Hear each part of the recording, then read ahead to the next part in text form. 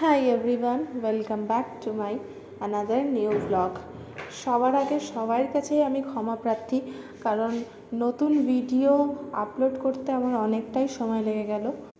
এই ভিডিওটা কালী পুজোর ঠিক পরের দিন, মঙ্গলবারে সন্ধেবেলায় আমরা তিনজনে মিলে বেরিয়েছিলাম একটু ঠাকুর দেখতে। আমাদের মধ্যমগ্রাম বারাসাতের সাইডে প্রচুর কালী পুজো, প্রত্যেকটা অলিতে গলিতে থিম করে পুজো হয়।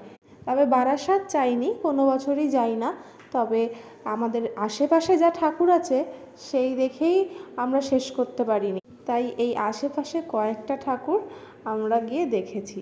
চলো তোমাদের সাথেও পুরো ভিডিওটা শেয়ার করি।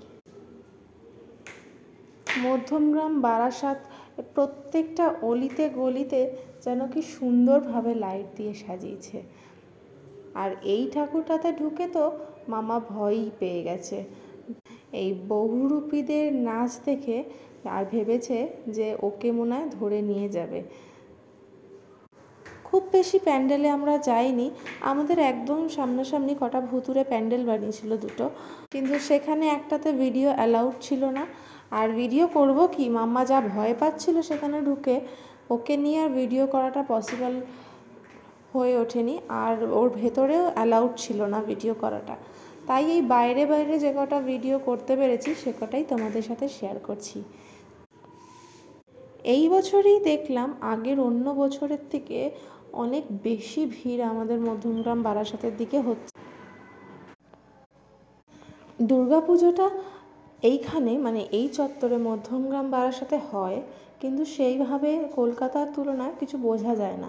কিন্তু কালী পুজোটা এখানে বেশ ভালো বোঝা যায়। এখানে খুব ভালো ভালো প্যান্ডেল হয়, আর প্রত্যেকটাই থিম বেসড প্যান্ডেল হয়। বারাসাতে তো আরও বেশি হয়। আর বারাসাতে প্রচণ্ড ভিড়, যদিও যাইনি কিন্তু অনেকের মুখেই শুনেছি যে প্রচণ্ড ভিড়, আর এক একটা প্যান্ডেলে অনেক লাইন পড়ছে। তাই জন্য আর মেয়েকে নিয়ে ওইখানে ওই লাইনের মধ্যে আর যাইনি। এইসব পুজো প্যান্ডেলগুলোতেও ভিড় ছিল, লাইন ছিল, কিন্তু মোটামুটি দাঁড়াতে হয়নি। ওটা রানিং লাইন ছিল, ওই 2 ঘন্টা 3 ঘন্টা লাইন দিয়ে দাঁড়াতে হয়নি। একদম লাইনে দাঁড়ানোর সাথে সাথেই লাইন মোটামুটি রান হয়ে গেছে।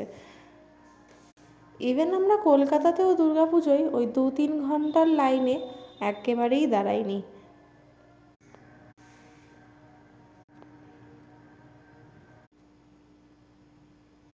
ব্যাস, আজকে এই পর্যন্তই রইল।